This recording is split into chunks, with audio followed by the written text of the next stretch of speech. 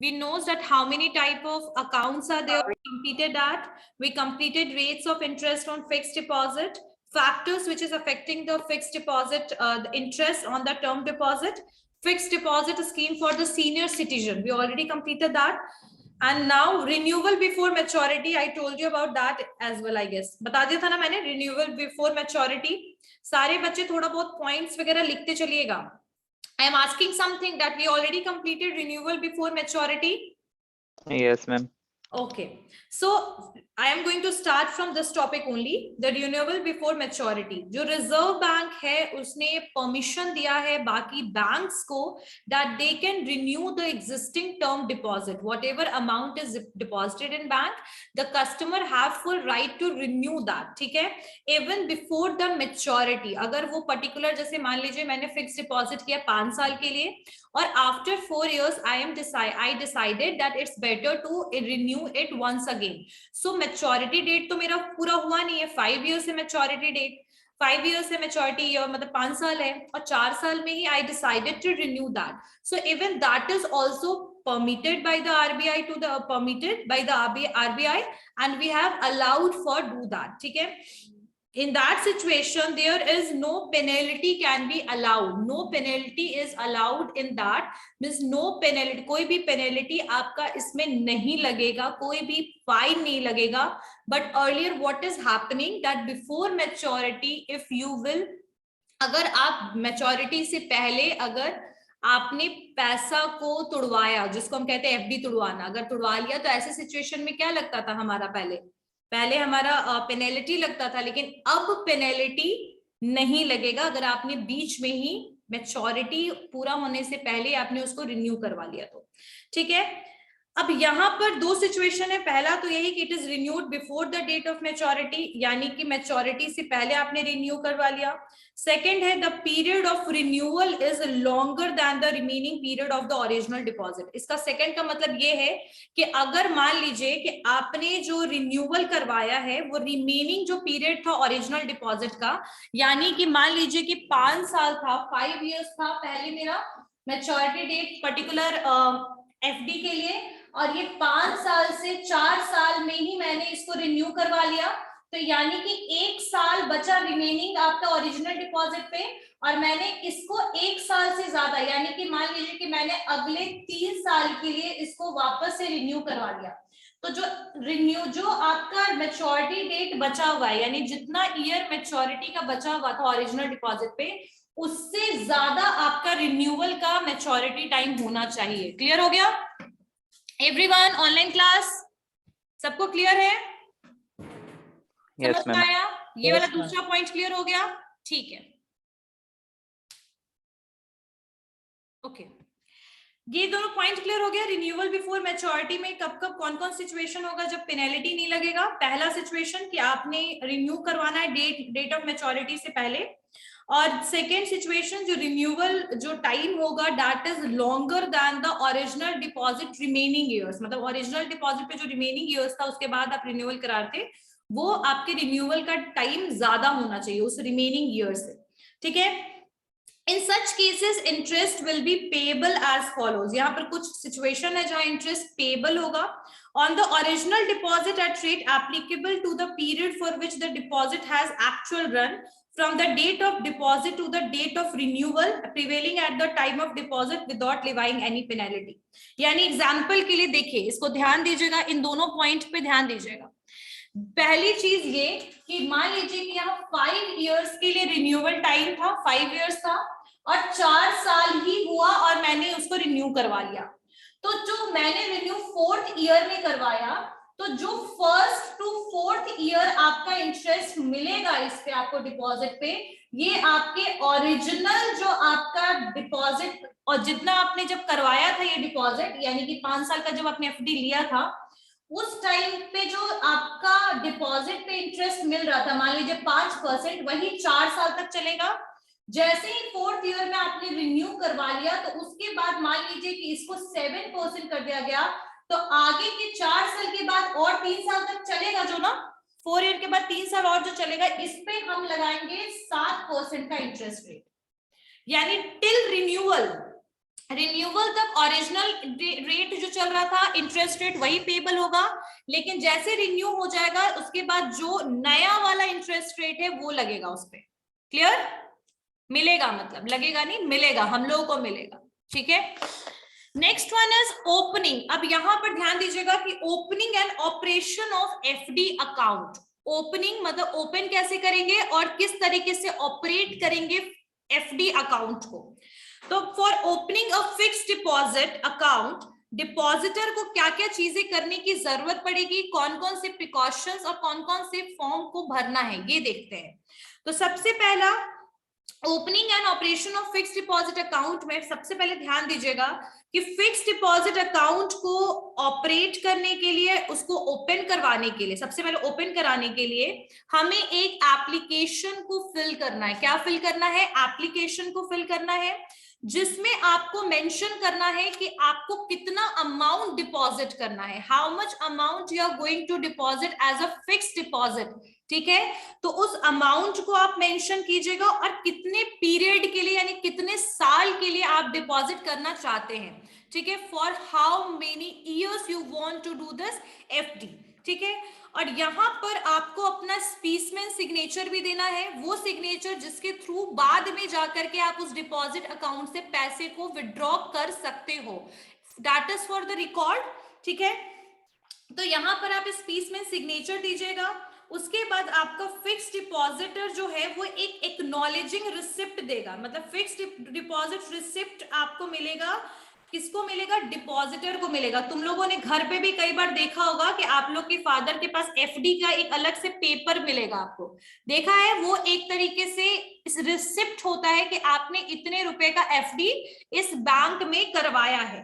ठीक है, तो एक एक्नॉलेजिंग रिसिप्ट मिलेगा और जिसमें मेंशन होगा कि इतना सम यानी इतना पैसा जो है वो आपको इतने पीरियड के बाद मिल जाएगा, ऐसा लिख करके, और इतने इंटरेस्ट के साथ। इंटरेस्ट रेट भी वहां पर मेंशन होगा, स्पेसिफाइड रेट जो भी होगा, जितना इंटरेस्ट रेट है, मान लीजिए 7% इंटरेस्ट रेट है, तो ये भी मेंशन होगा कि on 7% interest you will get on this सम।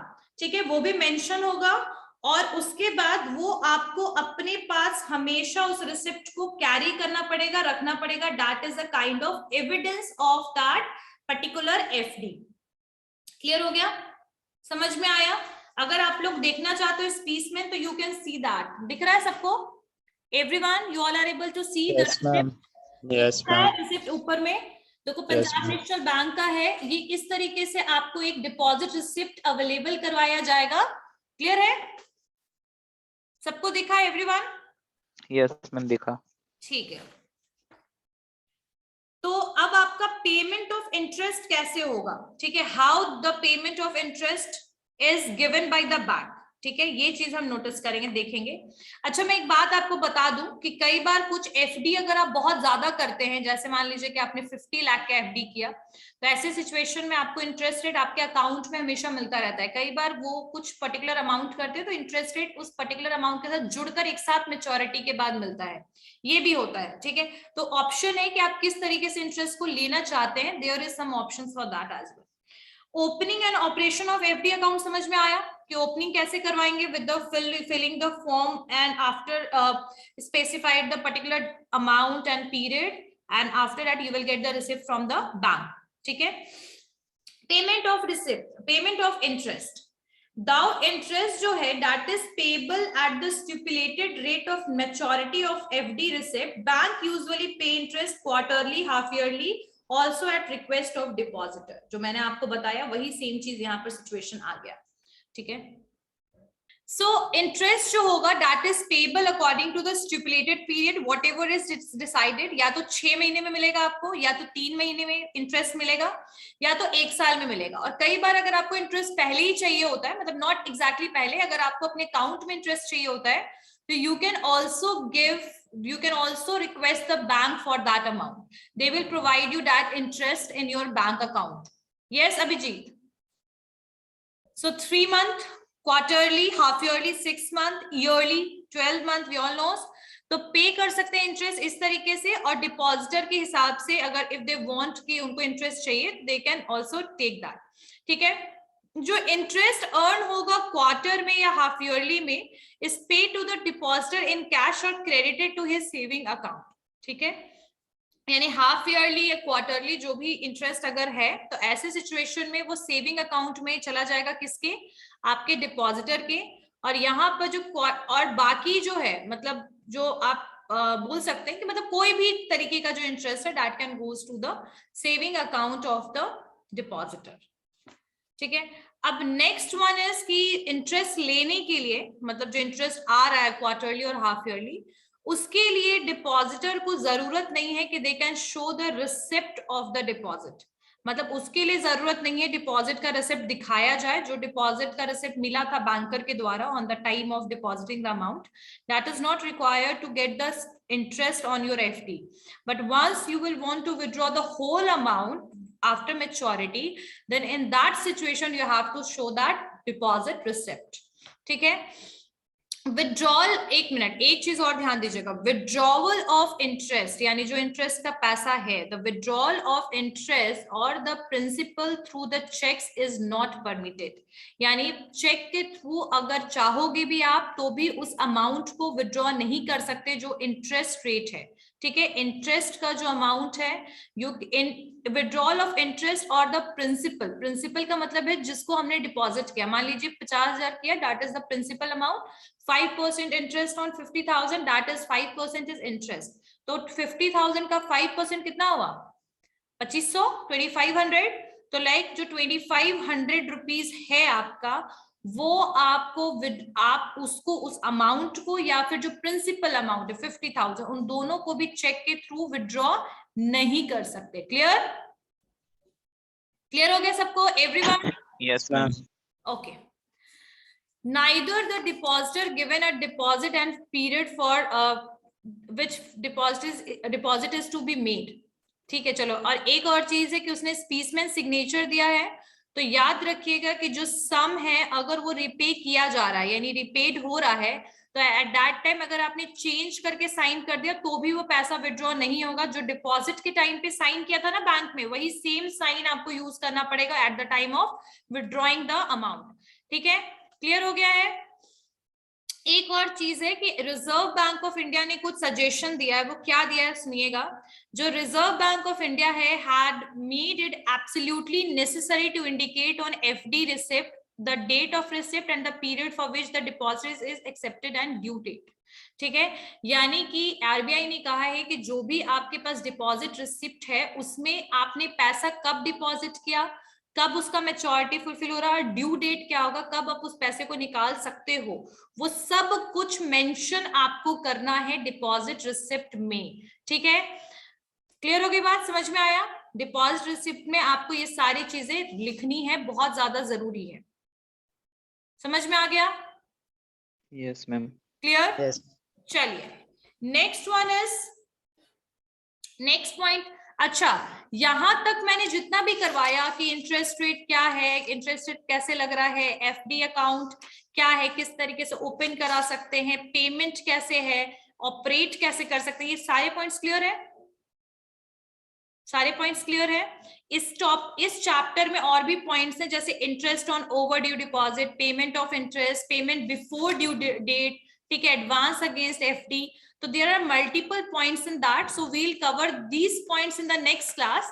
इन सारे पॉइंट्स को हम लोग नेक्स्ट क्लास में कवर करेंगे। उससे पहले I am going to start the new topic. आप लोग को क्लियर है? किसी को कोई डाउट नहीं है? फिक्स डिपॉजिट अकाउंट में जो भी चीजें करवाई तो इन सारे को लिख लीजिए। Okay, ancillary services of a banker, this is the chapter ancillary services of a banker। So beside what the major performance of the bank we all knows, that is depositing the amount, withdrawing the amount, we all knows about it, but you know that there are some certain services, there are multiple services, it's not certain, there are multiple services which is provided by the bank। What are those services? We are going to understand these terms in this chapter। right? So with this chapter we are going to continue with that chapter as well, the customer account, how we are going to get the tax exemptions and all, we will also complete that as well. ठीक है? So first one is the remittance of the fund. आप लोग को पता होगा कि हर एक bank का इंटायर एरिया, मतलब इंटायर, अगर सिर्फ कंट्री की बात करें तो इंटायर इंडिया में आपको हर एक ब्रांच का, मतलब हर एक बैंक का मल्टीपल ब्रांच मिल जाता है, ठीक है? इसमें क्या होता है कि जो फंड होता है वो एक जगह से दूसरी जगह ट्रांसफर करना बहुत इजी है ना? तो यहाँ पर जो बैंक रेमिटेंसेस हैं, जैसे कि बैंक से दूसरे बैंक में पैसा ट्रांसफर करना, दैट इज सेफ भी है, इनएक्सपेंसिव भी है और सिंपल भी है ना? यहाँ पर किस तरीके से कौन कौन से मेथड्स हैं जिसके थ्रू पैसे को, फंड को ट्रांसफर किया जाता है? सो methods of transfer of funds, what are the various ways of transferring the fund? So basically there are two broad categories for that, ठीक है? ट्रांसफर करने के लिए फंड को दो तरीके की कैटेगरी है. पहला है ट्रेडिशनल मेथड. ट्रेडिशनल मेथड में क्या था कि मेल ट्रांसफर कर दो, टेलीग्राफिक ट्रांसफर करो, बैंक ड्राफ्ट के थ्रू, ट्रैवलर चेक के थ्रू. These are the traditional methods. we'll do each and every point, don't worry. And अभी आ गया है आपका ETM. ETM क्या होता है? इलेक्ट्रॉनिक ट्रांसफर मेथड, यानी कि via using the electronic medium we can transfer the fund और amount from one place to another, from one country to another, from one state to another, from one region to another. So like this is a very बोल सकते हैं latest technology की वजह से now we can electronically transfer the fund from one area to another area. So let's start with the traditional methods. That what are the methods? First one is mail transfer. पहले क्या था कि money जो था, पैसा जो था, that can be sent through the mail transfer. इसमें क्या होता था, ध्यान दीजिएगा. अच्छा, समझ में आ रहा है ना तुम लोग को? क्लियर हो रहा है ना तुम लोग को? हाँ. मेल ट्रांसफर में क्या होता था कि money can be sent through mail transfer to anybody, ठीक है, who has an account in another in any other branch of the same bank. ठीक है? तो मेल ट्रांसफर में क्या होता था कि एक ही बैंक का अगर दूसरे ब्रांच में अकाउंट है, मान लीजिए कि BOI है और बैंक ऑफ इंडिया का एक ब्रांच फ्रेजर रोड में और बैंक ऑफ इंडिया का एक ब्रांच बोरिंग रोड में है, तो इसमें मेल ट्रांसफर को यूटिलाइज किया जाता था, जहां मनी जो है वो ट्रांसफर होता था मेल ट्रांसफर के थ्रू. और उसमें क्या होता था, किसी का भी पैसा अगर एक ही बैंक के अलग अलग ब्रांच में, यानी बैंक सेम होना चाहिए, जैसे दोनों BOI है बट ब्रांच अलग अलग है, तो वहां पर आपका मेल ट्रांसफर होता था. ठीक है? और इस पर्पस के लिए क्या क्या चीजें की जाती थी, मतलब इस तरीके से ट्रांसफर करने के लिए क्या क्या मेथड्स, मतलब क्या तरीका था, क्या क्या प्रिकॉशंस लेने पड़ते थे. पहली चीज कि for this purpose the sender shall have furnished detail like the name of the beneficiary. यानी सबसे पहले कि आपको किसके नाम पे, किसके अकाउंट में पैसा जमा करवाना है, बेनिफिशियरी का नाम वो मेंशन करना होता था. ठीक है? उसका अकाउंट नंबर मेंशन करना होता था, और जो अमाउंट ट्रांसफर होगा, ठीक है, the amount to be transfer and the name of the branch, जहां पर जो भी ब्रांच का नाम है, like Bank of India Boring Road branch, इस तरीके से जो भी नाम है वो भी मेंशन करना पड़ता था. ठीक है? अब मेल ट्रांसफर क्या है वो इतना यहां तक क्लियर हुआ. मेल ट्रांसफर में क्या सिचुएशन होगा, पहली चीज कि दो अकाउंट, अलग अलग अकाउंट, एक अकाउंट दूसरे अकाउंट में पैसा ट्रांसफर कर रहा है, लेकिन दोनों का अकाउंट सेम बैंक में होना चाहिए, सेम बैंक, लेकिन ब्रांच दोनों अलग अलग है, जैसे एक फ्रेजर रोड में और एक बैंक बोरिंग रोड में है. तो ऐसे सिचुएशन में जिसको मान लो कि फ्रेजर रोड वाले को बोरिंग रोड में ट्रांसफर करना है, तो फ्रेजर रोड वाला जो पर्सन है वो अपने बैंक में जाएगा और वहां पर इंपॉर्टेंट डिटेल्स, जिसके अकाउंट में ट्रांसफर करना, उसका डिटेल, उसका नाम, ठीक है, और जो भी ब्रांच है उसमें उसका नाम, ये सब चीजें मेंशन करना पड़ेगा. क्लियर हो गई बात? समझ में आया यहां तक? तो that is known as mail transfer, जिसमें हम एक ही बैंक में दो अलग अलग ब्रांचेस में जब पैसा ट्रांसफर कर देते तो we were using the mail transfer. यहां तक समझ में आया? Clear? Okay. Now the next one is telegraphic transfer. Telegraphic transfers, ठीक है. अब जब पैसा एकदम अर्जेंटली कहीं सेंड करना होता था, तो ये सारे ट्रेडिशनल मेथड्स चल रहे हैं. ठीक है? तो टेलीग्राफिक ट्रांसफर को यूज किया जाता था to send money urgently. Banks में be requested for the telegraphic transfer, अगर किसी को अर्जेंटली पैसे को क्या करना है, ट्रांसफर करना है, तो इसके लिए बैंक कई बार क्या करती थी, कुछ चार्जेस को लगाती थी, नॉमिनल चार्जेस लगाना पड़ता था क्योंकि अर्जेंटली पैसा ट्रांसफर करना है, ठीक है। और इस तरीके की जो टेलीग्राफिक ट्रांसफर थी ये कुछ ही बैंक ब्रांचेस में अवेलेबल है। जो दोनों तरीके का ट्रांसफर है, मेल ट्रांसफर या टेलीग्राफिक ट्रांसफर, इन दोनों में आपको बेनिफिशियरी का आइडेंटिफिकेशन देना पड़ेगा जिसके अकाउंट में आप पैसा डाल रहे हो। यहां तक समझ में आया? तो टेलीग्राफिक ट्रांसफर कैसे बात करो तो सेम ही बैंक में होता था। अभी तो टीटी इतना हो गया है कि वो इलेक्ट्रॉनिकली फंड ट्रांसफर कर रहा है, टेलीग्राफिक ट्रांसफर। तो टेलीग्राफिक ट्रांसफर जो था पहले के टाइम पे, अगर हम बात करें ट्रेडिशनल, मतलब अर्लियर, उसका जो सिनेरियो था वो यही था कि अपने अकाउंट की बात कर रहा है, सेम अकाउंट में, ठीक है। अभी तो ओवरसीज ट्रांजैक्शन के लिए भी यूटिलाइज होता है even TT transfer, telegraphic transfer, ठीक है। लेकिन याद रखिएगा कि मेल ट्रांसफर से टेलीग्राफिक ट्रांसफर इसलिए अलग है क्योंकि टेलीग्राफिक ट्रांसफर में आपका अर्जेंटली पैसा ट्रांसफर हो जाता था, ठीक है। अब next one is bank draft. क्या होता है bank draft? What is bank draft? ध्यान से सुनिएगा। फॉर रेमिटिंग मनी, यहाँ रेमिटिंग मनी का मतलब वही transferring the money from one place to another, bank क्या करता है, ड्राफ्ट या डिमांड ड्राफ्ट को बनाता है, ठीक है। बैंक इशू करता है, याद रखिएगा कि बैंक ड्राफ्ट, डिमांड ड्राफ्ट हमेशा बैंक इशू करता है। चेक तो हम लोग भी इशू कर सकते हैं ना ड्रॉ करके, but that is not with the bank draft, ठीक है। सो बैंक इशू करता है बैंक ड्राफ्ट को या डिमांड ड्राफ्ट को, ठीक है, ऑन देयर ब्रांचेस, यानी अपने ब्रांच में, यानी फ्रेजर रोड ब्रांच, आपका मान लीजिए बोरिंग रोड ब्रांच, वहां पर at the place of destination, मतलब किसको देना है, कहां पर भेजना है दूसरे ब्रांच, उसका नाम पर, लेकिन सेम वही ब्रांच बनाएगा जहां पर आपका अकाउंट है। जैसे मान लो मेरा account bank of India Fraser road में है, तो मैं गई वहां पर डिमांड ड्राफ्ट बनवाया और उसमें डेस्टिनेशन जो है वो डाल दिया दूसरे ब्रांच का, जिस ब्रांच में जिस बेनिफिशियरी को मुझे पैसा देना है उस हिसाब से, ठीक है। निगोशिएबल इंस्ट्रूमेंट कहता है, डिमांड, आपका बैंक ड्राफ्ट क्या है, एक ऑर्डर है टू पे मनी और सम, ठीक है, by one office of a bank upon another office. लेकिन ध्यान रखिएगा ये चीज मैं आपको बता दूं कि जो बैंक ड्राफ्ट होता है ना बेटा, ये ज्यादातर ना ऑफिशियल यूज के लिए होता है, that is not for transferring the amount in the account of the individual, but it is utilized for transferring the amount in the account of the corporates, company, institution, school, hospitals. आ रही बात समझ में? Clear हो गया है ये? तो यहाँ पर वो जितना अमाउंट है उस अमाउंट का आप एक डिमांड ड्राफ्ट रेडी कर देते हो और उस पर्टिकुलर पर्सन को या फिर उस कॉलेज में पैसा वो डिमांड ड्राफ्ट दोगे, फिर वो विड्रॉ हो जाएगा अमाउंट, ठीक है, ऑटोमेटिकली।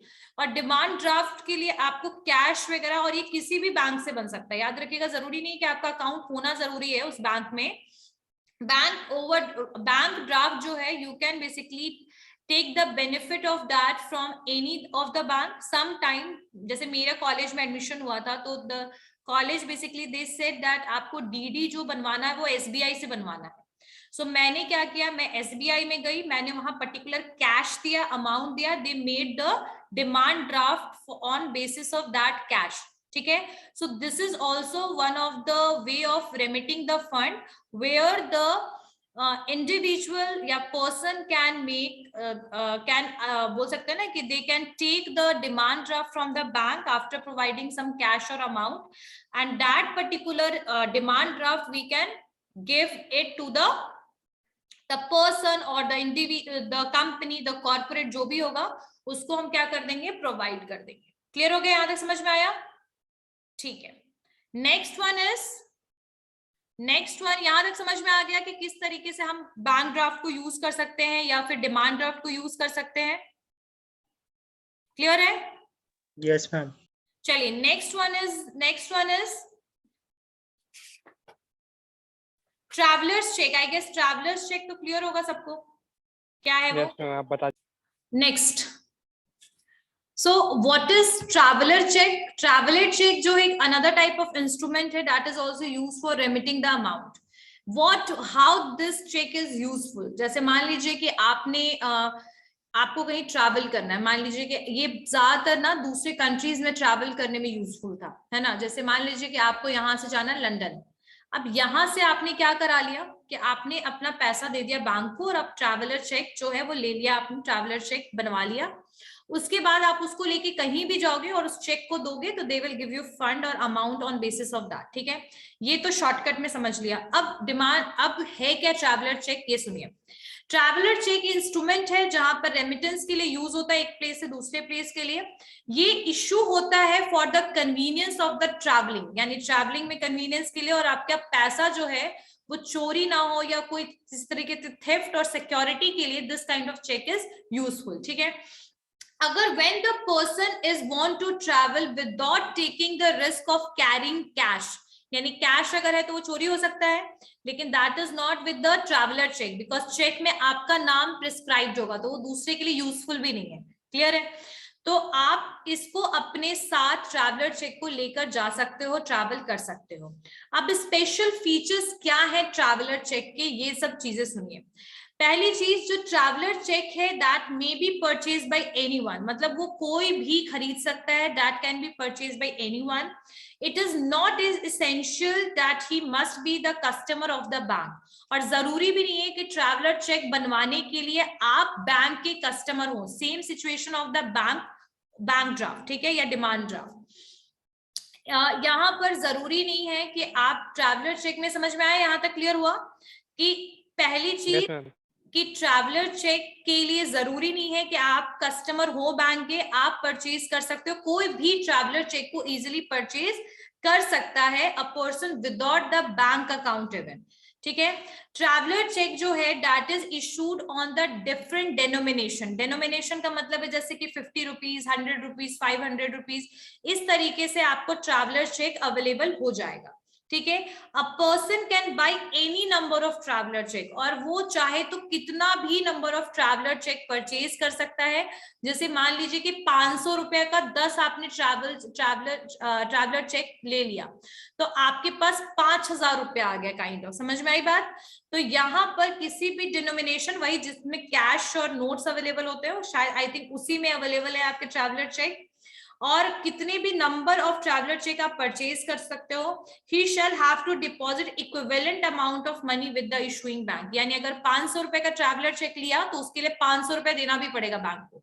आ रही बात समझ में, क्लियर हो रहा है ये जितने भी ट्रैवलर चेक में बता रही हूँ? Yes ma'am.